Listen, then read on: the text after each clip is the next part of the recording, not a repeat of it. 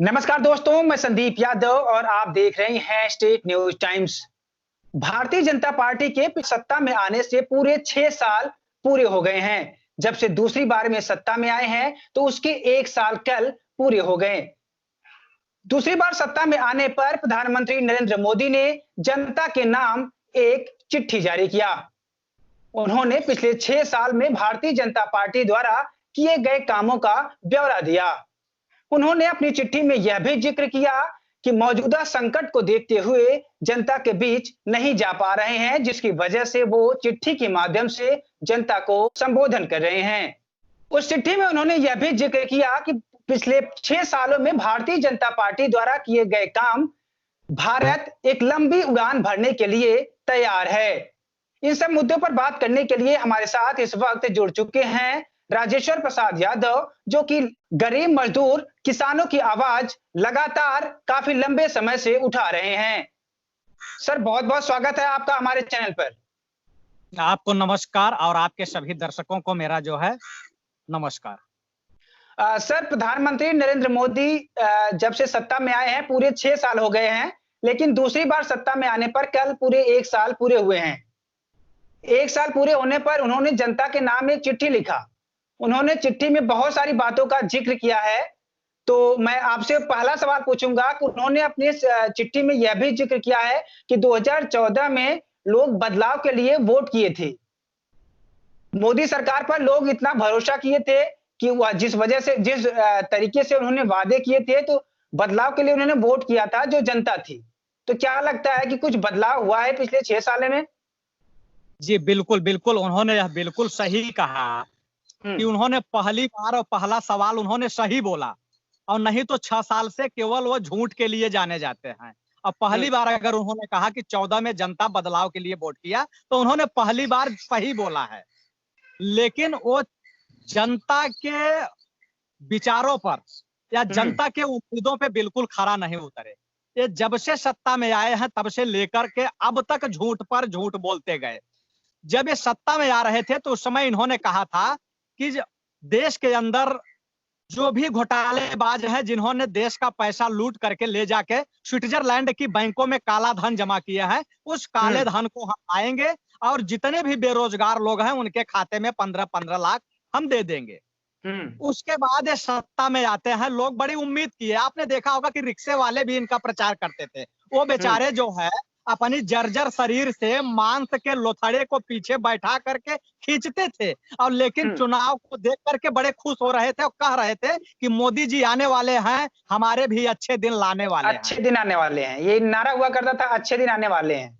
जी जी जी जी। अब बड़ा प्रचार प्रसार हुआ है और ये सत्ता में आए और इन्होंने कहा था कि हम देश की महंगाई को 100 दिन में कम कर देंगे, क्योंकि सबसे बड़ा मुद्दा उस समय का महंगाई था। और ये बोले कि हम 100 दिन में महंगाई कम कर देंगे। ये सत्ता में आए और 100 दिन जैसे गुजरा वैसे महंगाई 150 गुना बढ़ गई। 150 गुना बढ़ गई महंगाई। और जैसे महंगाई बढ़ती है, लोग इन पे सवाल खड़ा कर देते हैं कि आपने महंगाई कम करने के लिए बोला था, लेकिन महंगाई तो बढ़ती जा रही है।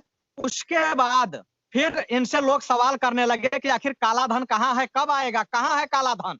अब ये इतना बौखलाए बेचारे कि इनके समझ में आया नहीं, और ये सीधे रात में 8 बजे आके बोले हमने तो नोट बंद कर दिया। 500 1000 के नोट कागज के टुकड़े में बदल गए। कितने लोगों को हार्ट अटैक आया और बेचारे मर भी गए। नोट बंद कर दिया इन्होंने। जब नोट जमा होने का सिलसिला जारी हुआ तो नोट 99% नोट जो है आरबीआई में जाकर के जमा हो गए, और काला धन आज तक निकल के आया नहीं। अब गुजरात के अंदर महेश शाह, यही लोग बता रहे थे, इन्हीं की मीडिया बता रही थी, आप लोग नहीं बता रहे थे। इनकी जो मेन मीडिया है वो बता रही थी कि महेश शाह नाम का व्यक्ति 14,000 करोड़ की नोट, पुरानी नोट लेके पकड़ा गया, लेकिन आज तक उसका क्या हुआ कोई अता पता नहीं चला। उसके बाद बदलाव की बात तो आई, लेकिन देश बदला भी है। ये मैं नहीं कहूंगा कि 6 सालों में देश बदला नहीं है, देश बदल गया, बिल्कुल बदल गया। लेकिन वो बदलाव क्या हुआ है मैं आपको बताना चाहता हूं कि वह बदलाव ये हुआ कि इन्होंने लाल किला बेच दिया, इन्होंने रेल बेच दिया, इन्होंने अस्पताल बेच दिया, इन्होंने जो है एयरपोर्ट बेच दिया, और यहाँ तक कि जो सरकारी कंपनी बीएसएनएल फोन थे उन्होंने उसको भी बेच दिया। तो सरकारी चीजों को इन्होंने बेच दिया, बदलाव हुआ। इतना बड़ा बदलाव हुआ कि जो लोग रोजगार के लिए IAS, PCS, PPS, engineer, doctor बनते थे, उसके बाद इन्होंने कहा कि अब रोजगार वहां नहीं है, पकौड़ा तलो, पकौड़े में रोजगार है। यह बदलाव हुआ। तो क्या ये एक जो सुशासन है, क्या ये सुशासन है? क्योंकि उन्होंने अपने चिट्ठी में यह भी जिक्र किया है कि उनकी सरकार आने से देश में भ्रष्टाचार मिटा है। जो कुशासन हुआ करता था, उसका खात्मा हुआ है। तो क्या ये जिस तरीके से ये शासन चला रही हैं, क्या ये सुशासन है? अब ये तो आप देख सकते हैं कि भ्रष्टाचार कितना बड़ा हुआ है कि हाँ। मोदी जी के गृह नगर में ले लीजिए कि जहां का इन्होंने गुजरात मॉडल दिखा करके पूरे देशवासियों को बेवकूफ बनाया। इन्होंने सरदार पटेल की मूर्ति गुजरात में बनवाने का काम किया, जिसमें 3000 करोड़ रुपए की लागत आई। इन्होंने चाइना से बनवाया और 3000 करोड़ रुपए एक बरसात नहीं झेल पाई और वह जो है उसमें पानी रिसने लगा। तो 3000 करोड़ का भ्रष्टाचार तो अकेले एक मूर्ति में हो गई। तो ये भ्रष्टाचार बढ़ा है, भ्रष्टाचार घटा कहां से है? कहां नहीं भ्रष्टाचार है, आखिर बताइए। अगर भ्रष्टाचार बचा है, अब बदलाव हुआ है, तो नीरव मोदी के लिए हुआ होगा, मेहुल चौकसी के लिए हुआ होगा, ललित मोदी के लिए हुआ होगा, जो है विक्रम कोठारी के लिए हुआ होगा कि अपनी जहाजों में बैठा बैठा करके ये विदेश में उनको घुमा रहे थे और देश का सारा पैसा लेके वो लोग चंपत हो गए या भाग गए। तो कहीं ना कहीं जो है ये कहते थे कि हम चौकीदार हैं, तो ऐसे चौकीदार के बीच में रहते हुए और लोग जो है देश का सारा पैसा लेके फरार हो गए। तो ये भ्रष्टाचार बंद हुआ है कि भ्रष्टाचार बढ़ा है, ये तो आप लोग ही बता सकते हैं। लेकिन जनता में ये बताया जा रहा है चिट्ठी के माध्यम से कि जिस तरीके से भ्रष्टाचार खत्म हुआ है और कुशासन से सुशासन की तरफ बढ़ चले हैं हम। और लेकिन एक बात और इसमें, उन्होंने अपनी चिट्ठी में इस बात का भी जिक्र किया है कि महिलाओं के लिए बहुत अहम सवाल है कि महिलाओं के लिए इन्होंने संसद में कई उनकी सुरक्षा के लिए कानून पास करवाए। आपको लगता है कि महिलाओं की सुरक्षा, मतलब कि जिस तरीके से ये महिलाओं की सुरक्षा के लिए बोल रहे हैं कि हमने कानून पास करवाया, तो क्या उन कानून के माध्यम से महिलाओं की सुरक्षा हुई है इनके राज्य में? देखिए, महिलाओं की सुरक्षा की बात जहां आ रही थी, तो ऐसी चिट्ठी जो लिखी जा रही थी, चिट्ठी लिखने वाला कोई और होगा, मोदी जी चिट्ठी नहीं लिखे थे, उनको तो साइन करना था और साइन करके भेज दिए। लेकिन साइन करते समय उनके हाथ को कांप जाना चाहिए था अगर महिला सुरक्षा की बात हो रही थी, क्योंकि महिला सुरक्षा का जिस तरीके से इन लोगों ने खुलेआम धज्जी उड़ाई है, वह आप उत्तर प्रदेश देख लीजिए कि इनका पूर्व गृह राज्य मंत्री चिन्मयानंद, जिसको हम लोग चुम्मा बाबा के नाम से जानते हैं, जौनपुर से सांसद हुआ करते थे, 80 साल की उम्र में एक नाबालिग बच्ची से ऐसी जगह तेल मालिश करा रहे थे कि शायद यहाँ हम लोग बता भी नहीं सकते हैं, यहाँ बता भी नहीं सकते हैं। अब बाद में ये हुआ, वो बच्ची ने कहा कि हमें ब्लैकमेल किया जा रहा था, हमें जान से मारने की धमकी दी जा रही थी कि तुम हमें तेल लगाओ, हमारे अंदर एक ऐसी बीमारी है। और उसके बाद उल्टा उस लड़की के ऊपर मुकदमा कर दिया जाता है, वो लड़की जेल चली जाती है और तेल लगवाने वाला जिसका वीडियो वायरल होता है वो जमानत पे है, अस्पताल में घूम रहा है।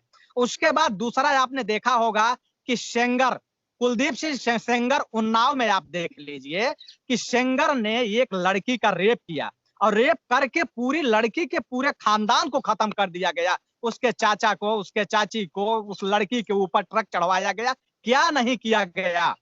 तो ये कौन से मुंह लेकर के महिला सुरक्षा की बात करते हैं, जब इनके सांसद और इनके विधायक ही बलात्कारी, रेपिस्ट, हत्यारे, अपराधी निकल रहे हैं। तो ये कौन सी महिला सुरक्षा की बात कर रहे हैं। और आप रिकॉर्ड निकाल लीजिए, आप लोग तो मीडिया वाले हैं, आप लोग पूरा रिकॉर्ड निकाल लीजिए कि पिछले 6 साल का रिकॉर्ड निकाल लीजिए और उसके बाद पिछले सरकारों का रिकॉर्ड निकाल लीजिए और देख लीजिए कि महिला उत्पीड़न इनका बढ़ा है कि महिला उत्पीड़न इनका घटा हुआ है। तो इन लोगों को शर्म आनी चाहिए। और उसके बाद मैं ये कहना चाहता हूं कि जो इमरती रानी है, लोग उनको स्मृति ईरानी कहते हैं, हम उनको इमरती रानी कहते हैं। इमरती रानी जो कि हमेशा संसद में दहाड़े मार मार के चिल्लाती थी विपक्ष में जब थी, तो उनको यही महिलाओं की जब बात आई, चिन्मयानंद सेंगर के जो है, तो इन लोगों के मुंह में जैसे कि जुबान ही नहीं थी, जैसे कि भाजपा में कोई महिला है ही नहीं है। तो एक तरीके से ये महिला सुरक्षा की जो बात कर रहे हैं, यह बिल्कुल झूठ है, ये प्रोपोगंडा है और जनता इनका जो है सब समझ चुकी है। यही था तो मोदी जी क्यों नहीं आए? हर बात पर तो लाइव आते थे वो, हर चीज पे लाइव आते थे। और इनके पार्टी का राष्ट्रीय अध्यक्ष जेपी नड्डा लाइव आ रहा है, तो इनको आने में क्या था? ये कौन सी सोशल डिस्टेंसिंग की बात कर रहे थे? अरे घर में बैठ के तो लाइव आना था, कोई बाहर में जाके थोड़ी लाइव आना था। लेकिन यह जो है चिट्ठी के माध्यम से, अभी तक ये वीडियो के माध्यम से झूठ बोलते थे, लाइव के माध्यम से झूठ बोलते थे, और अब चिट्ठी का जो पुलिंदा आया है, यह भी जो है झूठ पर झूठ का एक नया पुलिंदा है। लाइव कहाँ आते हैं? वो तो मतलब रिकॉर्डेड शो होता है, वो बाद में आते हैं, उनसे जो कि कोई सवाल भी नहीं पूछ सकता। वो स्टूडियो में बैठ के अब सिर्फ अपने मन की बात करते रहते हैं। अभी तक उन्होंने कभी-कभी प्रधानमंत्री मोदी जी ने एक प्रेस कॉन्फ्रेंस तक नहीं किया है। तो कैसे आप उम्मीद कर सकते हैं कि वो लाइव आएँगे, लोगों से सवाल लेंगे?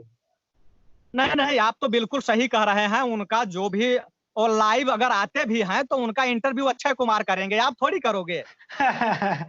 उनका इंटरव्यू अक्षय कुमार करेंगे। अब कौन सी पत्रकारिता की डिग्री अक्षय कुमार की है, अब ये तो मैं नहीं जान सकता।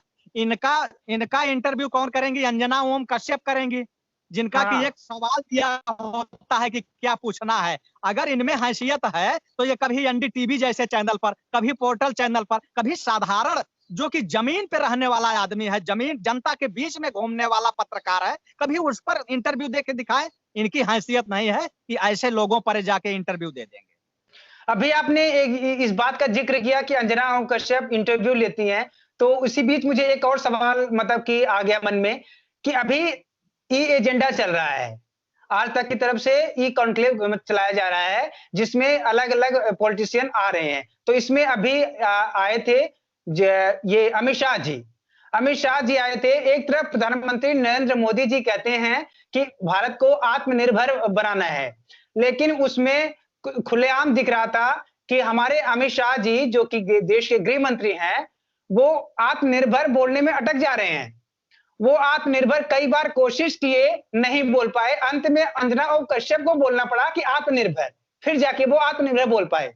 इस पर आपका क्या कहना है कि अगर आत्मनिर्भर बोल नहीं पा रहे हैं, तो देशवासियों की कैसे उम्मीदें कर रहे हैं कि आत्मनिर्भर हो पाएंगे कोई? देखिए, ऐसा है कि सत्ता कहा जाता है ना कि जब अगर बंदर के हाथ में आप बंदूक दे दोगे, तो किस पे फायर कर देगा कोई कहा नहीं जा सकता। तो अमित शाह जैसे लोग, मैं तो ये कहता हूँ कि इन लोगों के पास पढ़ाई-लिखाई बहुत मायने नहीं रखती। मैं तो ये नहीं मानता हूँ कि बहुत कुछ पढ़ाई ही मायने रखती है। लोगों के हुँ, अंदर आत्मिक ज्ञान भी होना चाहिए। आत्मिक हुँ, ज्ञान से बहुत कुछ हो जाता है, लेकिन अमित शाह जैसे लोगों को क्या पता है कि आत्मनिर्भर क्या होता है, आत्मनिर्भरता क्या होता है। तो इनको इससे कोई लेना-देना नहीं। यह कमी जो है, केवल अमित शाह में ही नहीं है। ये सत्ता में जितने लोग बैठे हैं, सारे के सारे लोग ऐसे हैं। अभी आपने देखा होगा, मैं देख रहा था 2 दिन पहले किसी चैनल पे गौरव भाटिया, जो हुँ, समाजवादी पार्टी को छोड़ करके आए हैं, इस समय हुँ, भाजपा के प्रवक्ता हैं। गौरव हुँ, भाटिया से पूछा गया कि आप ये बताइए कि आपके पार्टी का केंद्रीय श्रम मंत्री कौन है? गौरव हुँ, भाटिया को पता ही नहीं था कि श्रम मंत्री कौन है। वो बेचारे गूगल पेस्ट कर रहे हैं बार-बार। वो हुँ, बार-बार गूगल पेस्ट कर रहे हैं, उनको पता ही नहीं है कि संतोष गंगवार जैसे लोग हुँ, जो है इनके मंत्री हैं, श्रम मंत्री हैं, लेकिन इनको पता नहीं था। तो भाजपा में जितने भी लोग हैं, ऐसे लोगों को लाया जाता है कि जो आदमी कभी बगावत न कर पाए, जिसको एबीसीडी का ज्ञान ही नहीं है, वो दूसरे के सहारे पे जाके सत्ता में बैठा है। अमित शाह जैसे लोग तड़ीपार आदमी, ये लोग गृह मंत्री बनने लायक हैं देश के। ये हुँ, क्या बोलेंगे? इनको क्या ज्ञान है? इनको कोई ज्ञान नहीं है। बस इनको केवल हिंदू-मुसलमान, हिंदू-मुसलमान। आप उस अमित शाह की बात कर रहे हैं, उस गृह मंत्री की, जो ये कह रहा था दिल्ली वाले चुनाव में कि बटन दबाओ, इतना जोर से बटन दबाओ कि उसका करंट लगे शाहीन बाग में। जैसे कि शाहीन बाग कोई पाकिस्तान था। हुँ, शाहीन बाग में जो महिलाएं बैठी थी, क्या वो भारतीय नहीं थी? क्या वो हमारी माताएं बहनें नहीं थी? वो अपने हक और अधिकार के लिए प्रोटेस्ट कर रही थी ना। लेकिन देश का गृह मंत्री अगर यह शब्द कह रहा है कि बटन दबाओ, यहाँ करंट लगे वहां, तो आप उस गृह मंत्री से क्या उम्मीद रख सकते हैं? वो क्या आत्मनिर्भरता जानेगा? उसको क्या पता है आत्मनिर्भरता? और रही बात मोदी जी की आत्मनिर्भरता की, तो आत्मनिर्भर तो देश की जनता है ही है। अगर देश की जनता आत्मनिर्भर नहीं होती, तो इन पे विश्वास करती। अब इन पे विश्वास कैसे करे, जब इनको आत्मनिर्भरता का पता नहीं है, अपने जो है श्रम मंत्री का पता नहीं है, अपने गृह मंत्री का पता नहीं है, रक्षा मंत्री का पता नहीं है, तो देश की जनता कैसे इन पर भरोसा करे, कैसे इन पर विश्वास करे? वो लॉकडाउन का पालन न करके लोग पैदल चलने लगे। उनके अंदर आत्मनिर्भरता थी, इतनी ताकत थी, इतना इम्यूनिटी पावर था, इतना उनको पता था कि हम 2000 किलोमीटर पैदल चल के पहुंच जाएंगे। नहीं, 12 साल की लड़की गुरुग्राम से जो है अपने अपाहिज बाप को बैठा करके कहाँ चली जाती है? वो चली जाती है बिहार, 1200 हम्म। किलोमीटर। हम्म। आत्मनिर्भर तो नहीं है, आत्मनिर्भर तो हमारे मोदी जी नहीं है। आत्मनिर्भर तो मोदी जी नहीं है, क्योंकि इनको चलने के लिए इनका खर्च किसी दिन आप निकालिए कि जब ये चाइना से लेकर के ये दुनिया भर का जब यात्राएं किए, तो उन यात्राओं का इनका खर्च कितना था? अगर ये चाइना जाते हैं तो एक दिन में 7 करोड़ रुपए इनका खर्च होता है। नेपाल जाते हैं तो एक दिन में 3 करोड़ रुपए खर्च होता है, और शायद 3 करोड़ में पूरी फ्लाइट अगर बुक हो जाएगी, नेपाल जाने में पूरी फ्लाइट बुक हो जाएगी, और वहां रहने वाले 80 से 100 लोगों के बीच का सारा खर्च जोड़ लेंगे, तब भी केवल 10 लाख रुपए आएगा। तो ये हम्म। जी जी प्रधानमंत्री नरेंद्र मोदी जी अपनी चिट्ठी में इस बात का भी जिक्र किए हैं कि किस तरह से उन्होंने किसानों की मदद करी है पिछले अपने शासन में। तो क्या आपको लगता है कि जो आर्थिक पैकेज की बात कर रहे हैं किसानों के लिए, क्या लगता है किसानों का मतलब कि जो यहाँ से बन रहा है, दिल्ली से जो जा रहा है, क्या किसानों तक पहुंच रहा है या कागज में ही लिखा रहा है ऐसे वो?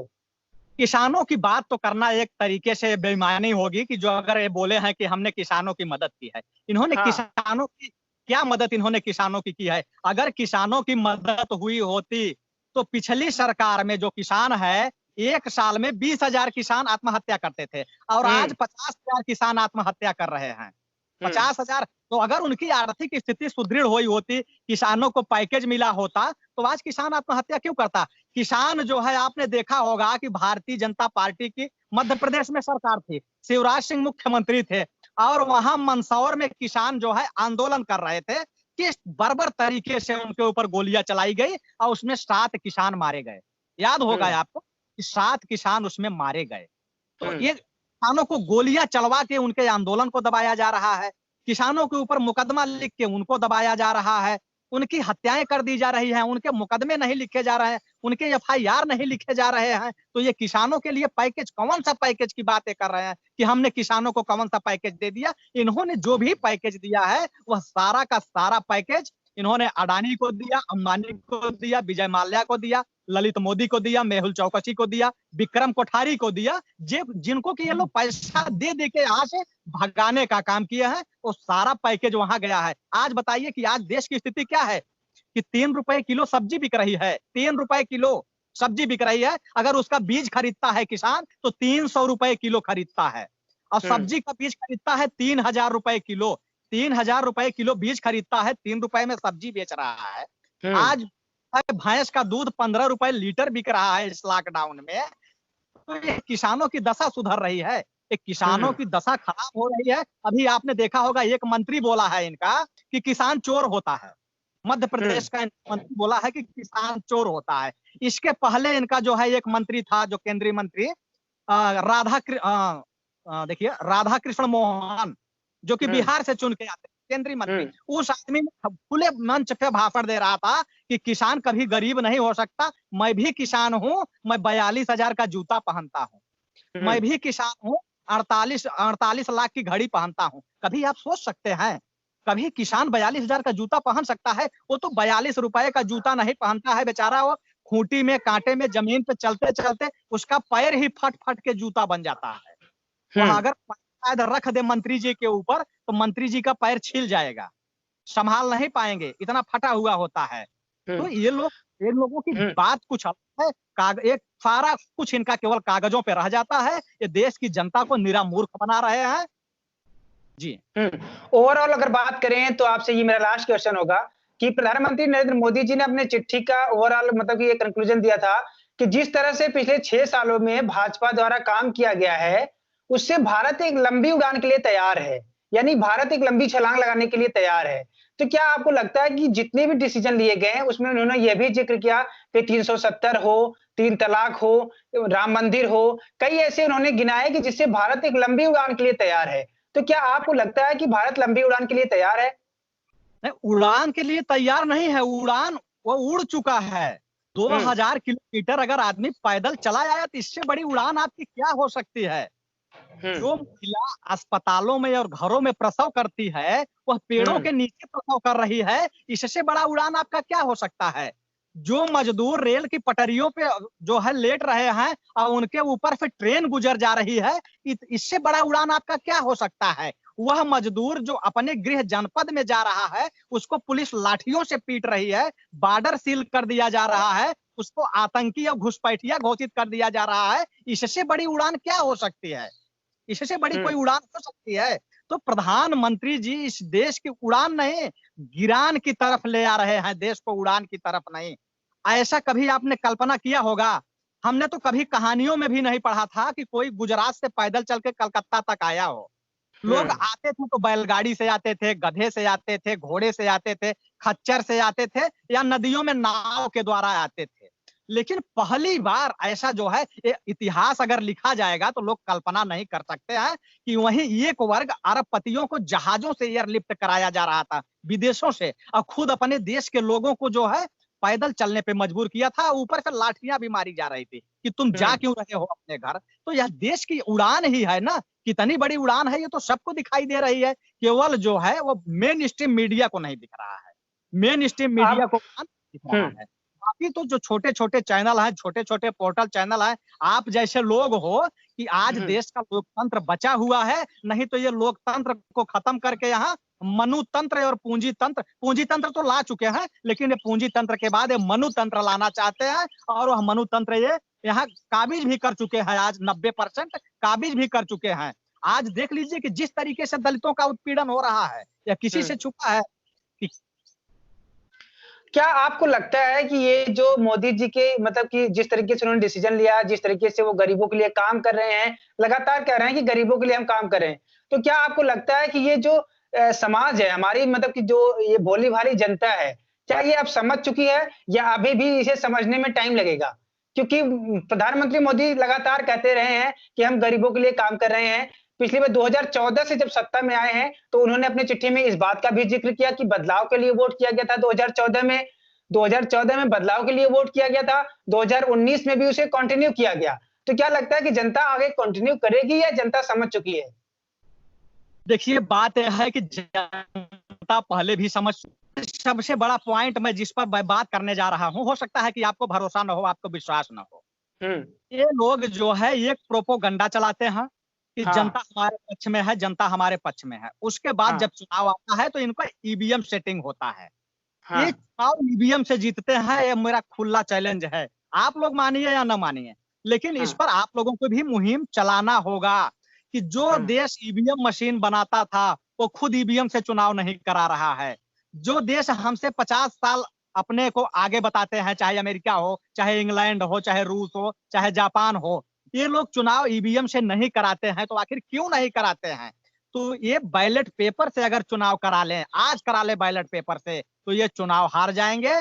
इनको अगर ईवीएम से चुनाव नहीं जीते होते तो आज ये भोली भाली जनता पे लाठी नहीं चलवाते। क्योंकि जो लाठी से पीटी जा रही है जनता, उनकी जनसंख्या जानते हैं 90% है। 10% लोग अपने महलों में बैठे हैं जो कि वोट भी नहीं करते हैं। 90% जनता को पीटा जा रहा है और यह जनता समझ चुकी है, यह जनता समझ भी चुकी है। लेकिन आने वाले समय में यह जनता एक तरफा जब वोट करेगी, जैसे दिल्ली में किया, एक तरफा जब वोट करेगी तब फिर ये नहीं सेटिंग कर पाएंगे, क्योंकि ये 10% 5% ही सेटअप कर पाते हैं। तो जैसे अगर एक तरफा वोट करेगी, जिस तरीके से लोग लाठियों से पीट रहे हैं, कि आने वाले समय में ये सत्ता में तो रह ही नहीं सकते और न तो सत्ता चलाना इनके बस की बात है। कि जिस तरीके से देश की अर्थव्यवस्था धाराशायी हो गई, जिस तरीके से देश की अस्पतालें अब बचा क्या है? इन्होंने तो सब कुछ बेच लिया, अब केवल देश बेचना बाकी रह गया है। लाल किला इन्होंने बेच दिया, एयरपोर्ट इन्होंने बेच दिया, अस्पतालें इन्होंने बेच दिया, सरकारी कंपनियां इन्होंने बेच दिया, बीएसएनएल इन्होंने बेच दिया। तो अब बचा क्या है? अब तो केवल देश बचा है नक्शे पर। हो सकता है कि ये लोग उसको भी बेच दें। प्रधानमंत्री तो वैसे भी कहते हैं कि हम फकीर आदमी, झोला लेंगे चले जाएंगे। क्योंकि इनके जो दोस्त थे, जो मित्र थे, जिनको ये जहाजों में बैठा के घुमा रहे थे, वो पहले से ही वहां जाके सफल हो गए हैं। वो चाहे नीरव मोदी, ललित मोदी, मेहुल चौकसी, विक्रम कोठारी, तमाम लोग हैं, वो पहले से सेटअप है। तो ये जा भी सकते हैं, उसमें क्या है इनका। चलिए सर, हमसे बात करने के लिए आपका बहुत बहुत धन्यवाद सर। नमस्कार, धन्यवाद।